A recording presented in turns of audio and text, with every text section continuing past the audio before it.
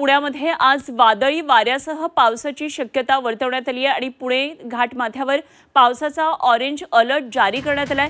उत्तर पुण्यामध्ये जोरदार पाऊस कोसळतोय। पुणे जिल्ह्याच्या शिरूर, आंबेगाव, खेड, जुन्नर या तालुक्यांमध्ये पुन्हा एकदा पाऊस बरसायला सुरुवात झालेली आहे आणि पहाटेपासून पावसाचा जोर वाढलेला आहे।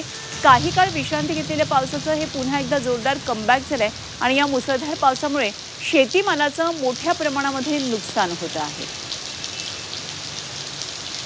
तर पुण्यामध्ये काय नेमकी पुणे जिल्ह्यामध्ये पावसाची परिस्थिती आहे, एकंदरीत सगळ्याचा आढावा जाणून घेऊया। आमचे प्रतिनिधी पुण्यातून निलेश खरमारे आपल्याबरोबर जोडले गेलेत। निलेश, सध्या तरी तुझ्या मागे पाऊस दिसत नाही, मात्र काल मुसळधार पाऊस होता पुणे शहरामध्ये, ग्रामीण भागामध्ये। काय नेमकी जिल्ह्याभर पावसाची परिस्थिती आहे?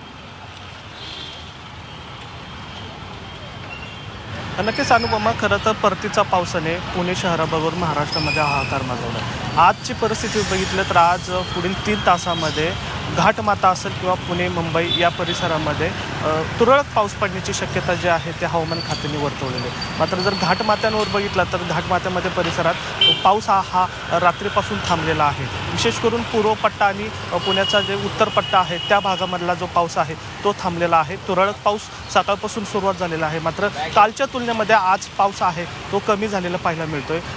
धरण क्षेत्र जे आहे, धरण क्षेत्रामधलाही पाऊस सकाळपासून थांबलेला आहे, त्यामुळे धरणातला जो विसर्ग आहे तो आज सकाळपासून थांबवण्यात आलेला आहे। आज जर परिस्थिती जर बघितली तर आज पुढील 3 तासामध्ये तुरळक पाऊस पडण्याची शक्यता जी आहे ते हवामान खात्याने वर्तवलेली आहे। मात्र कालची जी परिस्थिती होती, काल 12 तासामध्ये जवळपास लोणी कार्बोर परिसरामध्ये 240 मिलीमीटर पाऊस झाला आणि हवेली परिसरामध्ये 180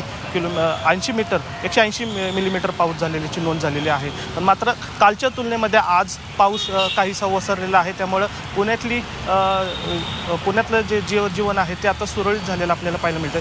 कुठेही वाहतूक कोंडी नाही आहे। काल सोलापूर महामार्गावर पाणी साठल्यामुळं तिथं वाहतूक कोंडी पाहायला मिळत होती, पण मात्र तेही पाणी आता या ठिकाणी ओसरले। मात्र दुपारनंतर हा जर पाऊस वाढला तर कालच्यासारखी परिस्थिती निर्माण होण्याची शक्यता या ठिकाणी वर्तवण्यात आलेली आहे। मात्र आत्ता तरी पुणेकरांना दिलासा म्हणता येईल आणि अनेक पुणेकर जे आहेत ते आता बाहेर पडलेले पाहायला मिळतात। मात्र ग्रामीण भागामध्ये सातत्याने पाऊस पडताना पाहायला मिळतोय।